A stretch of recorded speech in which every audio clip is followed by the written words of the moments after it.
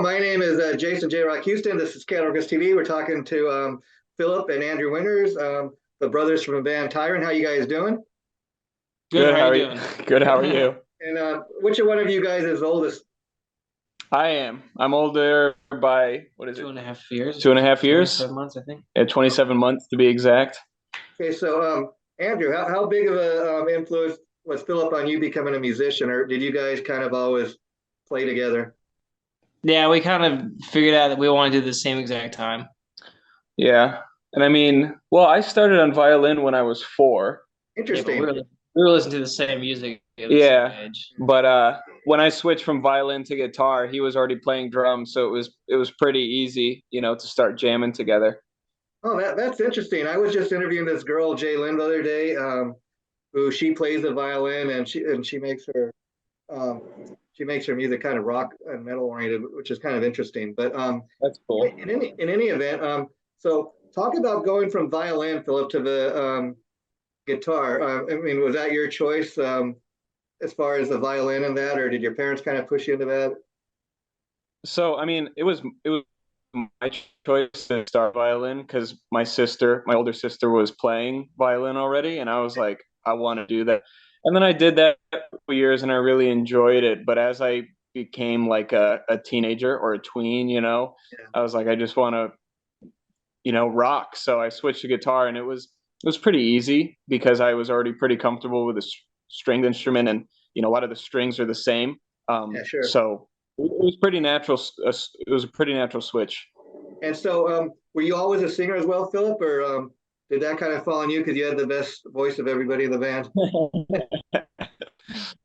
I mean, it wasn't necessarily the intention to Yeah. be the singer, but we did hold vocal auditions. You remember this, Andrew? Nobody showed up. Nobody showed up, and we spent like $500 advertising for vocalist auditions, Yeah. and nobody showed up. So I guess it was. So did it take you a while to feel comfortable and being the front man and singing, or is something that kind of just you were comfortable with from the get go? I was definitely nervous the first time, because I'm more like early on, I was more of a guitar player than a vocalist, but as I've kind of gotten older, I realized that I really enjoy doing the vocals, and Sure. so I think that's kind of become easier being the front man. And I like to yell into the microphone, so it's a lot of fun. I get to yell at people.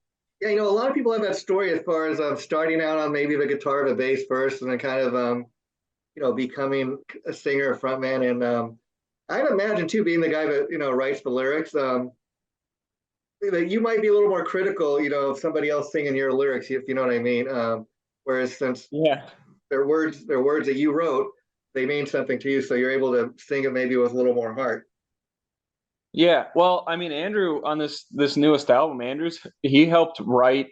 Wrote a couple words. Well, I wrote a majority of the lyrics on the new one, but he kind of like went through each line with me and was like, "Well, say this word instead." And some of those moments were like aha, like Wow. epiphany moments. Wow. So I mean, I do a lot of the lyric writing, but it's him too. I That's just kind of amazing. bring it Yeah. to life. So obviously being brothers, you guys got that kind of connection. The other guys in the band kind of jealous of that, or is there ever any friction like, oh yeah, it's the two brothers again? Uh, I mean, we definitely have brother moments. Yeah. Sometimes like when we get irritated with each other, the other guys are like, They'll hear us. yeah, they'll definitely understand that it's because of others. But, Yeah. I mean, living in a van and touring with these guys, we kind of developed a hood with, the bandmates and, you Yeah. know, camaraderie and all Yeah. that good stuff. And I imagine the two of you be brothers too, and knowing each other all your life, it makes it that much easier maybe to be on the road together because at least you guys are kind of used to each other, growing up with one another. And Andrew, I just got to say, I was listening to some of your guys' songs to prep for interview today. And man, talk about powerhouse drumming. Your drums are all over those songs, and that's the first thing that came to my mind. Like, man, what powerhouse drumming this guy is capable of, you know? Thank you. Thank Yeah, you. I appreciate it. yeah, I mean, and it's true. yeah, and you know, it's interesting. Like on some of the songs, you know, the build up of the song. A lot of the songs are kind of, you know, the drumming and the instrumentation. There's one song I think where a vocal doesn't even come into, you know, till after like a minute or so of the song, and I just love, you know, the way you guys, Mhm. you know, you do your instrumentation. Yeah, yeah. Yeah, I mean, me being a big prog rock fan, like I'm a fan of like longer song structures, and like we definitely have some songs that, vocals are in the first 20, 30 seconds, but like World Stone, like you were mentioning, there's a Yeah. minute and a half of just tension building That's and the like song. Yeah, that was it. Yeah, and yeah, yeah, and building like a soundscape almost, you know what I'm saying? yeah, yeah. Um, you know, yeah, and another kind of prog metal band that comes to mind is Fate's Warning. I mean, I was listening to I've listened to some of their stuff, and like 9 minute songs. They're kind of epic, and you listen to Fate's Warning, for example, and um, they're definitely a metal band, you know, but definitely got the prog thing going too. So it's a little bit of everything, and I think you guys are Mm, a good example of that sound, you know. yeah. Yeah, and so who are some of your influences, you know, as far as bands that influenced you guys growing up? Well, Uh, the obvious yeah, one is hanging behind yeah. you. Growing up, Uh, Kiss, That was our number one. a lot of Kiss. Oh yeah, a oh, lot of Kiss, yeah. Kiss, and then I mean we kind of grew up on the same material, Kiss, Poison, Motley Crue, like a lot of the arena Yeah, rock. then it turned Yeah, to like Lamb of yeah, Yeah, harder and, stuff. and you know, Pantera, yeah, you know, Slayer. and that makes kind of sense. Like you listen to Tyrant, and people might not pick up those influences, but I think the one thing all those bands have in common is great songwriting. You know, you look at a band like Poison, and people kind of laugh. I'm a Poison fan right here myself, but since day one, and I'll tell you what, a lot of people I talk to, for example, in reference to the stadium tour last summer, will tell you Poison, in many people's opinion, was the best band as far as having the best live performance. Many people have said, you know, and I think a good Oh yeah, reason for that is they have the songs. You know, it's one of those bands you can go to, and you're guaranteed to get the ultimate rock show, if you know what I mean. oh yeah, yeah. I mean, shit, we've seen Poison what, 3 times? I thought it was twice. Twice? Yeah. Or yeah, we've seen Poison twice and Cinderella 3 times. We're big Cinderella. Cinderella fans too. Yeah, yeah. I mean, Tom Kiefer, man, I've always been a fan of that guy. I mean, he plays the guitar like, you know, he's the lead guitar player. He can sing and play keyboards. He can do it all. That guy, he's a monster at Yeah, everything he does. very talented. And the band, you know, too, Cinderella. Um, it's amazing because Cinderella, they've got like 4 studio albums, and probably never going to release any new music from what I understand. But like those 4 albums, man, Yeah. they made their mark. You know what I mean? Oh Yeah, yeah, yeah. absolutely. And Kiss, I mean, as you can see, I'm a huge Kiss fan myself. You know, they're celebrating their 50th Yeah. anniversary this year, and they're getting ready to kind of finally wind it down. But it's Well, funny. they've been. Yeah, go ahead. Yeah, I was. I was just gonna say they've been winding it down for the past three. What is it? 3 decades? yeah, yeah, They've been yeah, on the end yeah, of the road tour since yeah, 1990. yeah, yeah. We'll see. I guess who knows? I mean, I don't think Yeah. they'll ever completely stop. I just think they're not going to be doing as many shows maybe a year. We'll see. Um, Yeah.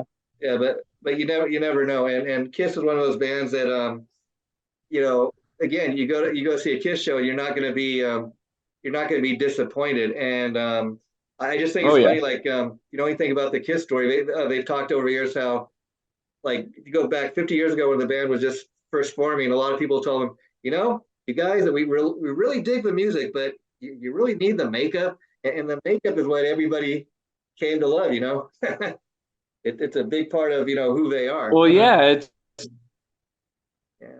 yeah, and I mean they definitely take the theater aspect of life. Yeah, and I also noticed you guys are kind of old school in that I was reading your latest album, The Lowest Level, is also available on cassette. That's pretty fun. Talk a little bit about that.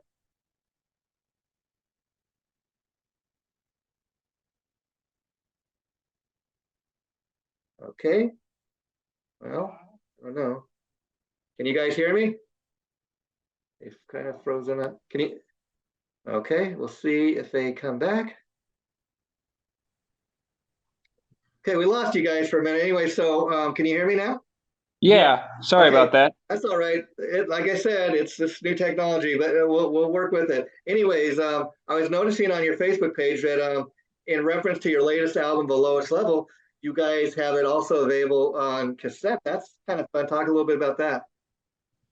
Yeah, so I mean, just within the past like year or two, there's just been this huge like resurgence of cassette. You know, vinyl's kind of made a comeback in the Yeah. past 10 years, but cassette like just exploded out of nowhere, and we were like, why not? You know, it's a fun novelty, and it was a super limited press, and they came out really cool. They sound great. You know, the technology's here to make them sound great, as opposed to like in the 60s and 70s when you left them in the sun and they would like Oh yeah, yeah, yeah. destroy Just themselves. yeah. I But mean, yeah, I'm old school guy myself. I mean, I love CDs, vinyl. I get most of my stuff on CDs. I'll be honest, but yeah, I remember back in the day, maybe a little older than you guys, getting everything on cassette, and eventually you wear it out, and the tape machine would eat the tape. But I used to go spend hours and hours like in Tower Records, and I remember being younger and like seeing Kiss Destroyer or Iron Maiden's Number of the Beast for the first time, and thinking, not even knowing who they were at the time, thinking, I don't know what the hell this is, but it looks so cool. I got to get this. And that's absolutely.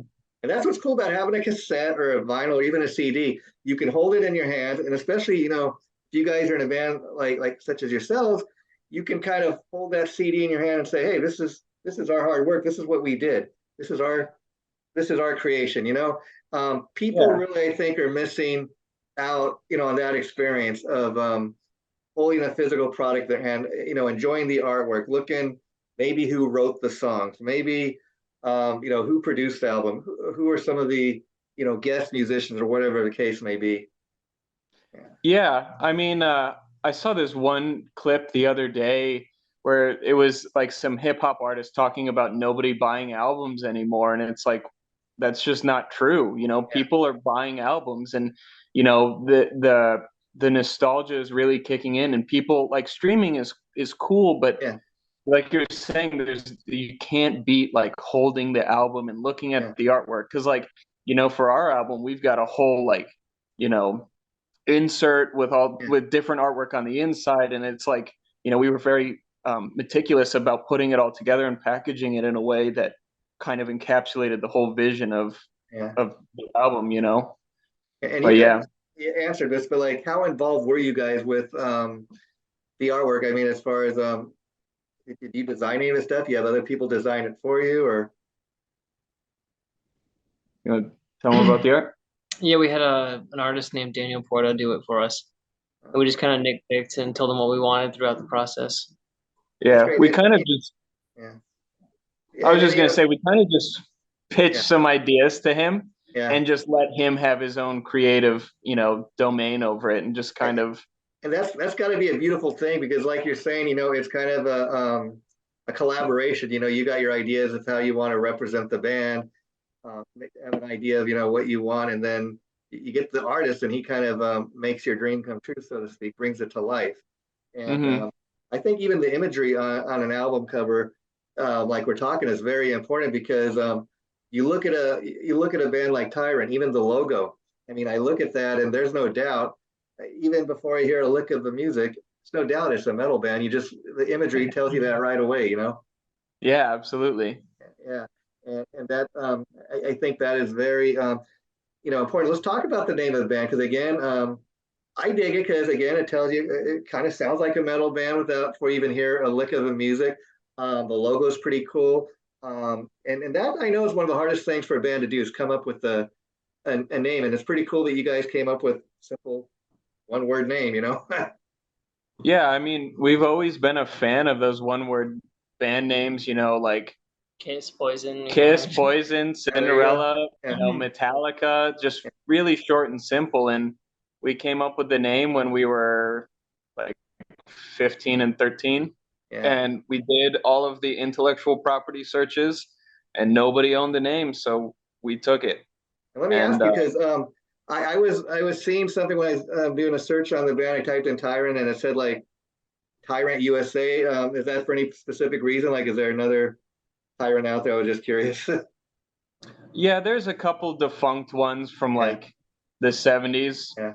20 Yeah. years before The we were reason I even asked born. is there's another kind of well-established metal band here in the USA called Heretic, and I know there's like a European band having nothing to do with that band, but like they make sure to call their band like Heretic USA. Yeah. The Yeah, most important thing is just make sure you own the name, and yeah. we did that. So Yeah. So that's all that that's all that really matters. So Philip, when you guys get in a room together and start getting in that creative mode and writing, is everybody like, does it mainly start with you and your brother? Is the whole band in the room creating and um lately we've been just kind of demoing songs. Like Andrew and I will yeah, demo songs, and then we'll send them to the other guys for input. Because it's just so, like, Chuck lives in Detroit, Michigan, which is an hour away from us, and then Sal lives in Georgia. So, and anytime he comes up, it's for like 3 or 4 days to do like a okay, video shoot or rehearse or do whatever. So logistically, it's just easier to send ideas yeah, to everyone, yeah, and that way, people have the freedom to kind of, put their own spin on it and work in their own space. yeah, yeah. And talk about the video. I was watching the music video for "Pray for the Night." Pretty cool video. Talk about the filming and what you remember from that. You want to talk about that? Yeah, I remember it. We were in some old renovated church turned into like a community creative space called the Fledge, and the most of the only thing I remember from that was how loud it was. Yeah, hmm yeah, I couldn't even hear myself think. yeah. And so, you guys But been yeah, that have you guys been doing any live shows lately, or do you have plans to? we haven't done anything since Full Terror Assault in September. We just announced not a full US May tour, but it's, what is it, 14 shows, 15 shows in May. Yeah, Um, and then we've got that coming up in a couple months. And then the plan is to get pretty much everywhere in the US hmm by the end of the year. yeah, And then if we're lucky and the money is right, maybe go to Mexico, or, yeah. I'd love to get us to Europe, but everything's so expensive. You can't Yeah. even tour Europe for less than like 20 grand. And you guys, correct me if I'm wrong. You're signed to Pavement, is that correct? Yeah, And how's that going? Because we I are. one thing I love about that label is they got a great roster of artists. And obviously, Tim King, the bass player from Soil, he's behind the label, and I dig the fact that it's a label, ran and operated by a guy who's an actual musician. He's lived the life, and you'd think a guy like that would sign nothing but metal acts, but they got everything from, Puddle of Mud, Candlebox, bands like hmm Tyrant, and I dig the fact that it's just a diverse list of, different types of artists. Yeah, I mean, they I think we might have mentioned last time we did an interview. Yeah, We like live to the material, because uh, you might do a label, and it sounds great. I feel like with Pavement they actually took an interest. interest in Yeah, yeah, us, and so yeah. But I mean, they're great guys. yeah, They really yeah.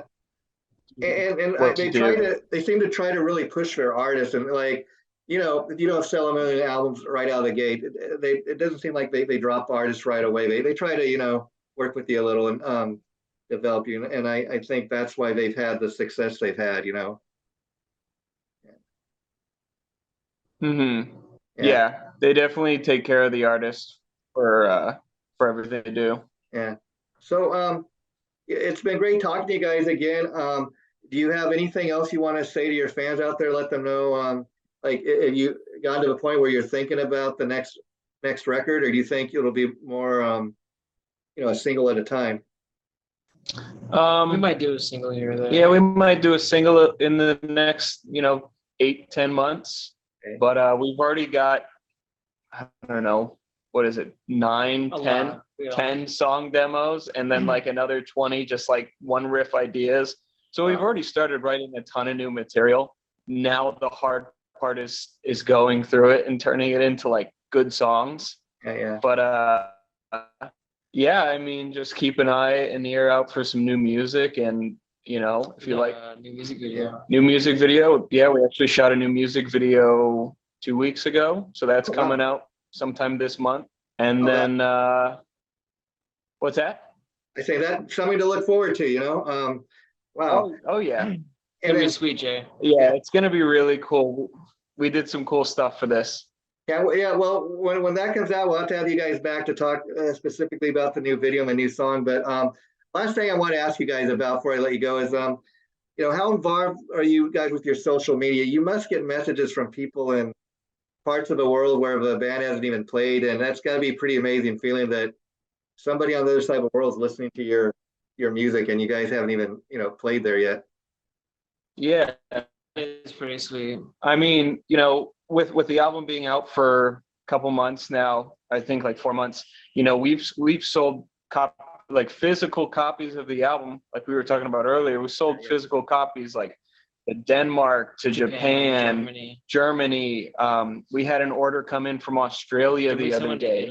Some to Italy, Greece, Canada, just all over the place. And one of our main life goals is to play music in every square inch of the world. So, and it starts with the May tour, Yeah. And so as far as songwriting, does it typically, Philip, start with like a guitar riff for you, or typically do you write the words and the lyrics first, or does it just kind of depend on the song? It all really depends on the song. Most often it starts with like a guitar riff, or sometimes it'll start with like a keyboard melody too. Okay. But sometimes it started with a drum beat that Andrew's come up with, or like a rhythm, or it's like a phrase. Like sometimes I'll have song titles picked out before I even know what the song is about, And Andrew's shaking his head because he's like, yep. He knows how challenging writing around that title can be, because sometimes I'll just get so like steadfast it's like building a car around the steering wheel. Yeah, you know what I'm saying? Like, sure. I'll come up with a title, and it's amazing, Andrew, to hear that you're so involved in the writing, because typically, aside from maybe guys like Carmine Appice or Lars Ulrich, or unless you're talking about Roger Taylor from Queen, or Don Henley from the Eagles, not a lot of drummers are involved in the writing. So I think that's pretty cool. Not only do you get to pound those drums on stage, but you're very much involved with the songs as well. Mm-hmm. Yeah, I mean the other guys are involved with they write all their own stuff too. No, I got you. I guess what my point I was making was about typically a lot of drummers aren't as involved with the writing them. That's so they just show up and play the drums. Yeah. You can do more than just play the drums. You know what I mean? You're getting involved, and you also carry the gear too. Yeah. That's pretty cool. Who were your influence as far as drummers that influenced you, Andrew?